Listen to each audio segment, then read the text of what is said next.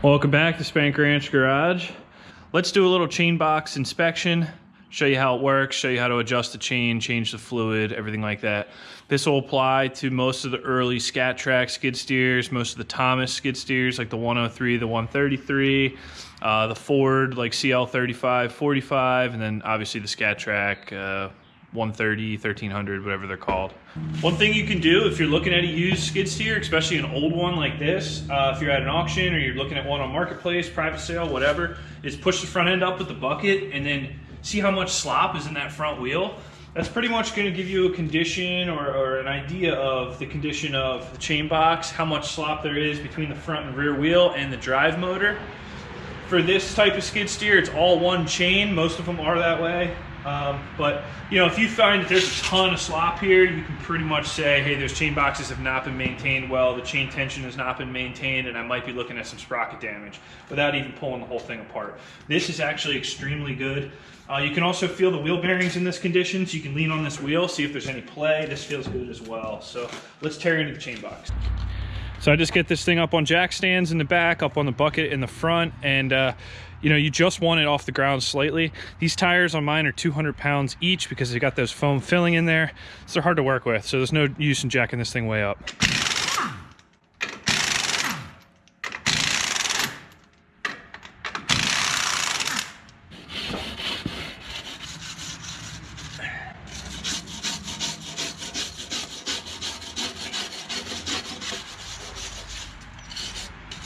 All right, so here's your access panel to get into your chain boxes to inspect your chain, sprockets, tensioner, all that stuff. Now, if you're on a Thomas branded unit, you'll probably have two plugs here. One of them is going to be your fill plug, one of them is going to be your drain plug. In the case of this Scat track, the drain plug is at the back of the case, back here. So we'll get to that in a second, but first I like to open up the box, inspect it, check the chain tension, then we'll change the fluid. I'm going to pull the fill plug out. Really, you shouldn't see anything more than a dribble come out of here. Okay, so there's some, so you're going to want to have a drain pan available just in case. That might be a little over full.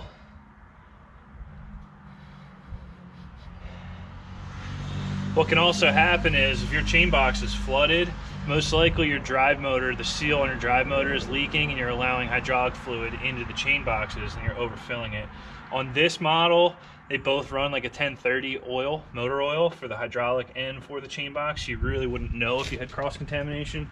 Considering this thing's a 1986, if it is leaking, it ain't leaking that bad because it's not that over full.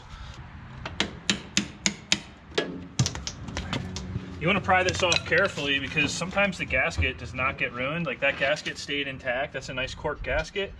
No need to replace that thing. So it is quite literally just a chain box, just a chamber in here, and this is your main drive motor. And this chain runs up, it runs around a tensioner, and then it goes up to your front wheel bearing here, your rear wheel bearing or rear axle, and then back again. And the whole bottom of the chain is submerged in fluid down here. Right, so that basically just drags through this bed of fluid and then carries that fluid up and wets all the bearings and everything else in the system. Now, depending on your model, will change where your drain plug is. On the Scat track, it is, at least on the 1300 HD, it's here on the back of the chain box, and it's a 32 millimeter socket.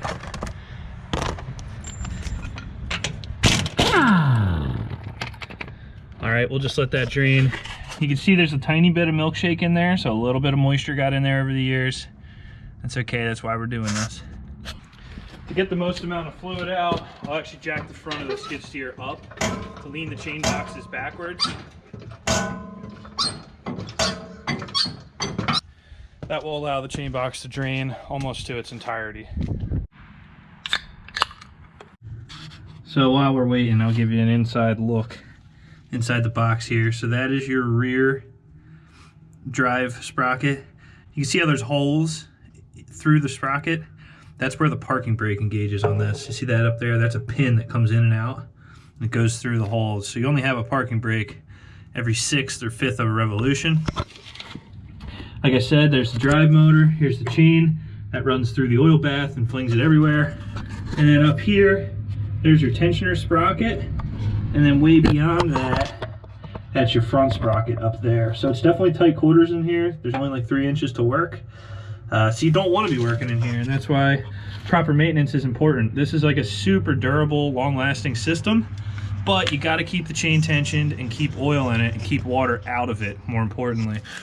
So if you look down here and I grab this and pull up and down, this chain's got about, I don't know, I'd say a 1/2 inch of free play. The spec is 1/4 inch to 3/8.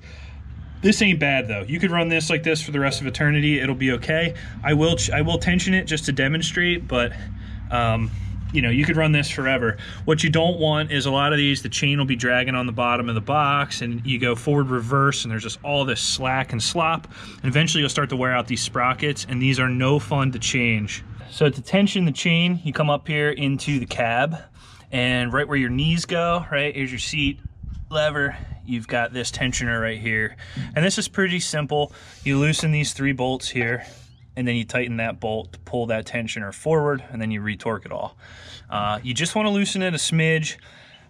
I think you're supposed to actually like loosen it a lot, put RTV under it, and then put RTV under the bolt heads, because this is a way that water can get into your chain boxes. Now on this design of skid steer, that piece is underneath this ledge here. I have not had any problems with water getting in mine. Anyway, these bolts are really tough to loosen. They are a 30 millimeter, or 1 3/16 inches.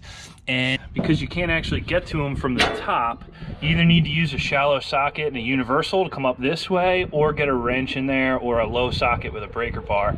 In my case, I ended up making a socket. I ended up making a low profile socket to get in there with a breaker bar and get them broken. 30 mil here that I turned down on the lathe just to make it shallower, but that's to use a universal on an impact. You could fit a normal shallow socket in here and a breaker bar. 2-foot breaker bar on this. Okay, that one came out really easy. Okay.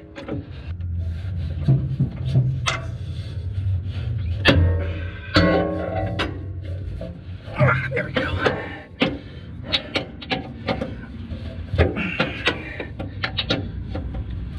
Alright, so it doesn't take much. I put about a 1/2 turn on that adjuster. Now you need to snug these up again, because that actually moves the positioner slightly, or the tensioner slightly, so for an accurate reading you need to snug these back up.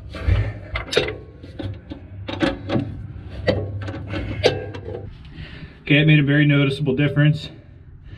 So we're down to that, you know, 1/4 to 3/8 of an inch. No problem. So I'll go tighten those bolts down, and we are done with the chain adjustment. Inspect your O-rings on your plug, make sure they look decent, then you can jam them back in.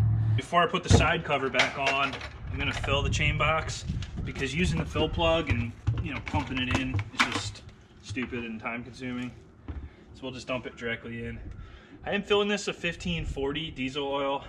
I know it calls for 1030. I just get a better deal on, you know, the diesel oil in a 5-gallon bucket, but it ain't gonna matter. Everything in here moves so slow. Any oil is good oil in here. I think it takes about 1.5 gallons per side. I'll fill it until it starts to leak out the plug underneath, and then I'll put the plug in, I'll fill it a little bit more. Little dab will do ya. And you can see in here now with the clean oil, you can see the chain in there in the bath, and that's pretty much just going to keep this entire box wetted in operation.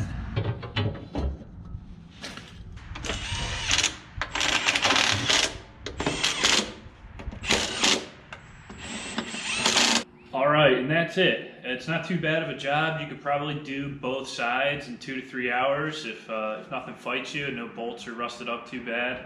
I think this is an important service to do. This machine's 37 years old, and inside the chain box looked pretty darn good. So the previous owner did a nice job of keeping that tension taut, and I'm going to continue on like that, see how many years we can get out of this machine.